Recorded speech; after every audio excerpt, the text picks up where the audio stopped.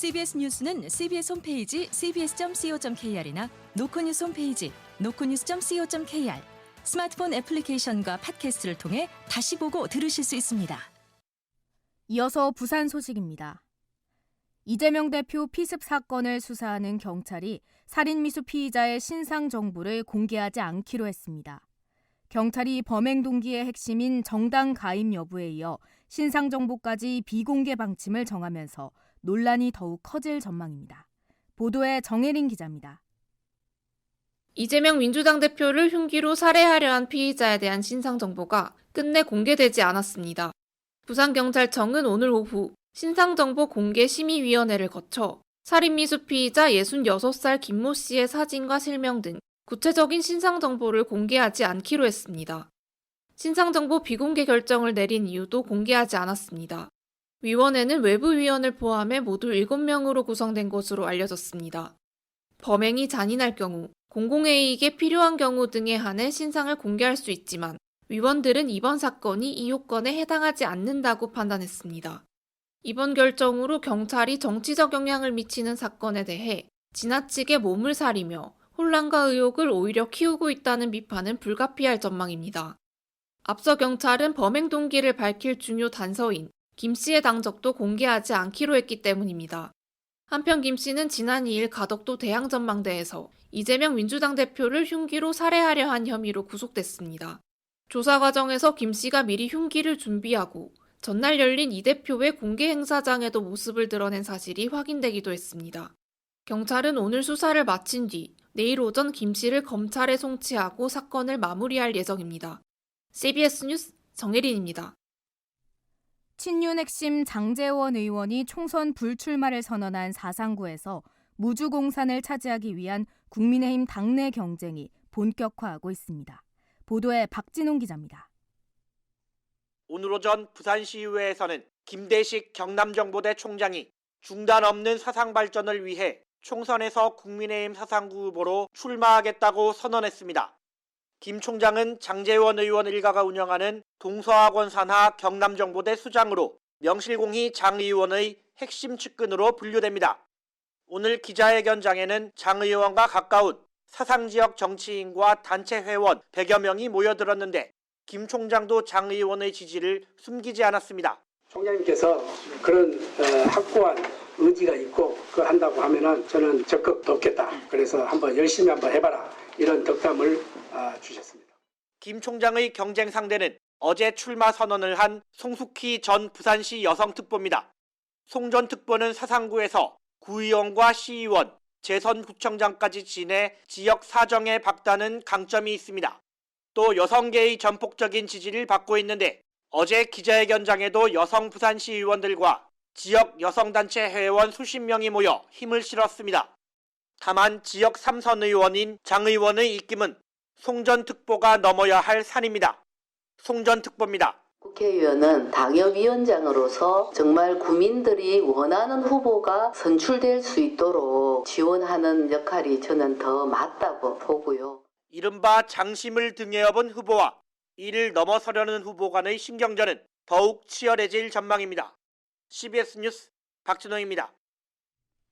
장예찬 전 국민의힘 청년 최고위원이 이번 총선에서 부산 수영구에 출마하겠다고 선언했습니다. 오늘 국회에서 출마 기자회견을 연 장 전 최고위원은 광안리가 있는 수영구를 부산 1등이 아닌 대한민국 1등으로 만들겠다며 대통령실이나 중앙정부에 부산 목소리를 강하게 대변하겠다는 포부를 밝혔습니다. 부산에서 초중고를 졸업한 그는 윤석열 대선 캠프 청년특보와 국민의힘 청년 최고위원을 지냈으며 출마를 선언한 수영구는 국민의힘 부산시당 위원장인 전복민 의원이 현역으로 있습니다. 부산시 선거관리위원회는 제22대 총선 90일 전인 모레부터 선거법상 제한 금지 행위에 대한 안내와 단속을 강화합니다. 인공지능 인물 이미지 합성 기술인 딥페이크 영상을 활용한 선거 운동 행위가 오는 29일부터 금지됨에 따라 선관위는 AI 모니터링 전담 요원을 배정해 단속에 나설 예정입니다. 또 모레부터 금지되는 현역 의원의 의정 보고회나 출마 예정자의 출판 기념회, 광고 출연 등에 대해서도 단속을 강화할 예정이어서 이 후보를 원하는 사람은 관련 규정을 꼼꼼히 살펴달라고 선관위는 당부했습니다. 부산시는 지역 화폐인 동백전의 캐시백 정책을 지난해와 같이 월 30만 원 내에서 5%로 유지한다고 밝혔습니다. 다만 연매출 10억 원 이하 가맹점에 한해 제공하던 2% 추가 캐시백은 국비가 교부되는 대로 시행할 계획이라고 설명했습니다. 시는 이와 함께 동백플러스 가맹점 추가 캐시백 요율을 기존 2%에서 3%로 상향하기로 했습니다. 시는 또 동백플러스 가맹점 제도 확대를 위한 너도나도 이벤트와 동백전을 통한 기부제도인 동백천사를 상설 운영할 계획입니다. B&K 금융그룹 부산은행과 경남은행이 설을 맞아 지역 중소기업과 소상공인에게 총 1조 6천억 원 규모의 설날 특별 대출을 지원합니다. 양 은행은 장기간 이어진 경기 침체로 어려움을 겪고 있는 지역 내 중소기업들의 경영난 해소와 지역 경제 활성화를 지원하기 위해 은행별로 8천억씩 총 1조 6천억 원을 조성했습니다. 중점 지원 대상은 장기거래 중소기업, 지역 창업기업, 지역 일자리 창출 기업 등으로 업체별 지원금은 최대 30억 원입니다. 국방부의 부대 개편 조치에 따라 오는 2026년부터 부산 지역 모든 예비군은 해운대구 53사단 예비군 훈련장에서 교육을 받게 됩니다. 국방부는 부산 지역 7개 예비군 훈련장을 해운대구 좌동 53사단 훈련장으로 일원화하고 53사단에는 가상현실 영상 모의 사격장 등 첨단 장비를 갖춘 과학화 훈련장을 신설합니다. 부산을 비롯한 전국 202개 대대급 예비군 훈련장을 40개 여단급 예비군 훈련장으로 통합하면 하루에 200명이 참여하던 예비군 훈련에는 최대 1,500명이 모일 것으로 예상됩니다.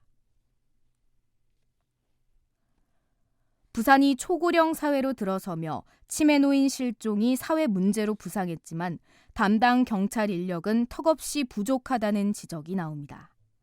부산경찰청에 따르면 지난해 부산 15개 경찰서에 접수된 치매 환자 실종 신고는 모두 1,289건으로 2021년부터 3년 연속 증가 추세를 기록했습니다.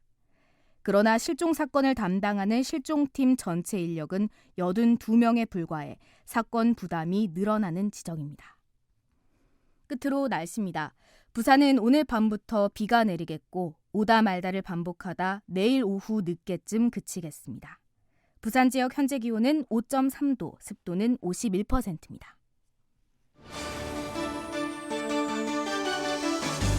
부산 CBS 저녁 종합 뉴스를 마칩니다. 지금까지 진행해 엔지니어 김상길, 기자 박준석, 아나운서 하유진이었습니다.